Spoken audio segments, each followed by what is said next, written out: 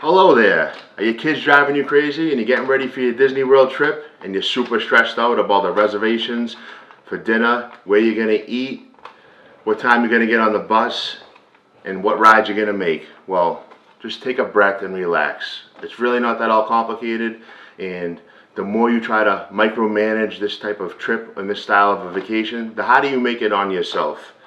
I've been traveling to Disney World 4 or 5 times a year for the past 5 years, and I really want to share some of my travel tips with you guys.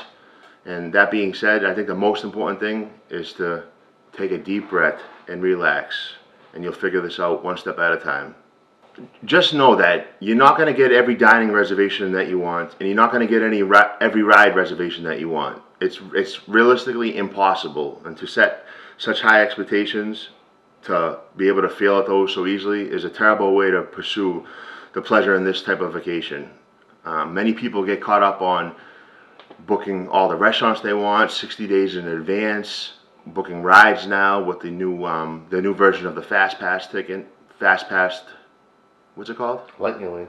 The new version of the lightning lane system, where you can book out in advance, and that's fine. You know, if this is your first trip heading to Disney World and you're super excited, whether you have children or you don't have children, and you want to get on every little thing, and you want to get there at 7 o'clock in the morning and rope drop. You know, it all sounds fun when you see these people online. They're rope dropping, they're there an hour before the park opens, and they're hammering out 18 rides in one day, and then they're fighting to get into a restaurant. You know, this can really stress you out, you know, especially on your first couple of days of your trip. What I've learned is that there's so many restaurant opportunities that you don't even need to make a reservation. You know, maybe if you're there for a week, you make one reservation if your kids are dying to go to Cinderella's Castle, or you're trying to get into Space 220 at Epcot. But things open up constantly.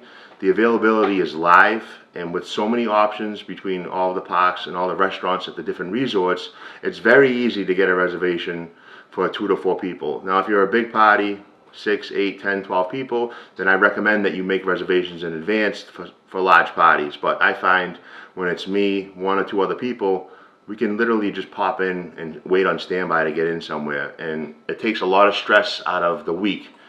I'd rather just wing it, you know. I don't want to book a Mexican restaurant in Epcot and then having to commit to that once I'm there, or having to remember I have to cancel this reservation beforehand. So I've adopted a more freestyle kind of traveling when I'm in Disney World, and it seems to be working out much, much better, and it's a lot less stressful.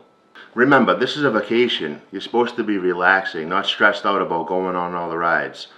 Just be kind to yourself and show yourself some grace, because you're not going to go on everything that you wanted to go on, and Disney always leaves you wanting for more. And that's the magical thing about this place, that if you do fall in love with it the way we did, you're going to be coming back multiple times a year, hopefully, or once a year, or when you can afford it. But knowing that you want to go back and do more, that's the best part of this whole experience. It kind of becomes a lifestyle where you're looking forward to going to the not so scary Halloween party, or the Christmas party, or Epcot's Food and Wine Festival. You know, you can't do it all in 1 week, you can't do it all in a month, you can't do it all in a year. But just remember, you're on vacation, and just try to relax and enjoy yourself. Some of the best parts of my experiences now staying at the boardwalk have been staying at the pool all day, avoiding the heat if it's really, really hot out, and then going to the park around dusk, having a couple snacks, and then, you know, going on 1 or 2 rides, doing some shopping, and then getting a slice of pizza and ice cream on the way back. See, we used to book all these big fancy restaurants, and then what we realized was, well, now we're full, and I wanted to try this snack, or I wanted to have that pretzel, or I wanted to have the fish and chips in Epcot. But we had a huge meal inside the pyramid at Epcot, which is wonderful. But you have to kind of pick your poison. You really can't do both. And me being a snacker, I want to try little bits of this and that. So I'd rather snack around the world in Epcot than spend $100 per person on a meal and then be stuffed and exhausted after.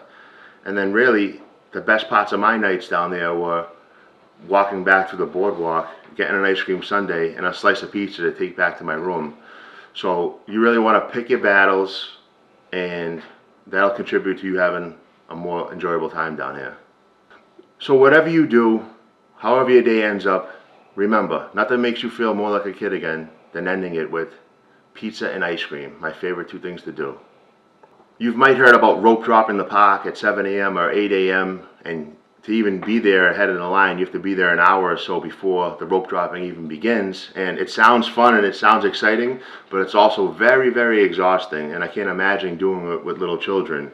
And you really gain nothing by it. You might hit 1 or 2, even 3 extra rides. I mean, I'm fine about rising early, but I'd rather rise up early, take a walk, and enjoy my morning peacefully, and then get to the park whenever I get to the park. You know, that rushing around, it's fun for the day or 2 days, but by the 3rd day, you're completely exhausted. So you end up spending that day bedridden between the foods that you're not used to eating and all the walking and rushing around. It really is stressful to your body.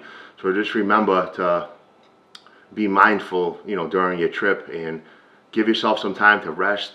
Give a day off to yourself. You know, maybe 1 day in the park, 1 not day in the park, and so on. A day at Disney Springs, a rest day, a park day. There's no way you're gonna do it all in 1 week. The most common thing I hear from people is, next time we're gonna take it more easier, because people come from a vacation and then they say, well, I need a vacation from my vacation, and that's all perspective. It's all the way you handle that week or your time there. Listen, you're on vacation. You're not at work. So be mindful that you're on vacation. This isn't a job. You paid to be here and have a good time. So enjoy it. Do things that you don't usually do. If you want to sleep in, sleep in. If you want to have an ice cream sundae 4 times on Friday, have your ice cream sundae 4 times on Friday. This is supposed to be a guilty pleasure trip. So get out there and enjoy it. And don't stress out about all the little things. If you're too rigid about your travel plans, then you're going to miss out on the spice of life, variety. You know, some of my best experiences came from not planning something, getting stuck in Epcot during a rainstorm in a flash flood where we were stuck in water 2 feet up to our knees. We weren't eating, we weren't drinking, we were laughing our asses off. And laughing is the gift of life to me. So when you don't plan stuff and you just wing it, sometimes the best moments come out of that. And Disney, being so magical, is known for that. And here's an important big man tip. You know, I pulled my back out walking through the Mona exhibit just halfway through my day. I literally had to take a knee. People came, do you need help? And it just, you know, shot up through the middle of my back, and it kept tightening and tightening and tightening. So I had to limp out of Epcot that day. And oh boy, was I upset, because we were just getting started, and I thought that really was going to put a damper on my week. But what ended up happening was there was so much life and love and magical experiences around me. It didn't, you know. Yes, I missed out on a couple of things that I was planning on doing, but I'll get to those next time. I think the most important thing is that you laugh with the people you're with. You enjoy the presence of where you are in such a magical place. You know, people that go here are very fortunate, and people might save up 5 or 10 years to get here. So we're just really blessed and grateful to be able to do this. And yeah, if you miss out on something, don't worry about it. Stay in the present moment and just be grateful that you're with people that you love and people that you're here laughing with. If you're anything like me and you resonate with Disney World and these experiences, I feel like you'll be coming back for years and years to come, and I hope you do. Disney has literally changed my life, and I'm so grateful that I get to share this with people, no matter how many it is.